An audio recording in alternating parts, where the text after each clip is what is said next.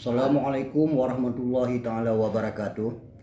Saya Syarwani selaku PJ Kecil Gampong Sane, Kecamatan Lung, Kabupaten Aceh Besar, sehubungan dengan maraknya aksi demonstrasi anarkis yang terjadi selama ini di beberapa tempat di negara kita ini.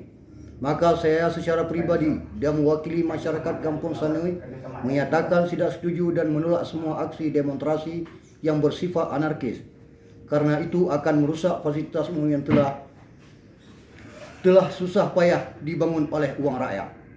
Dan dalam kesempatan ini juga saya menghimbau semua pihak yang ingin menyampaikan pendapat agar menyampaikan pendapat sesuai dengan undang-undang yang berlaku serta tidak melanggar norma yang ada. Dan dalam kesempatan ini saya juga menghimbau agar warga Kampung Sane tidak mengikuti ajakan demo yang belum jelas tujuannya, sehingga kita tidak terprovokasi demi keamanan bersama. Demikian himbauan dari saya selaku PJ Kecil Kampung Sane. Semoga bermanfaat bagi kita semua. Terima kasih. Wassalamualaikum warahmatullahi wabarakatuh.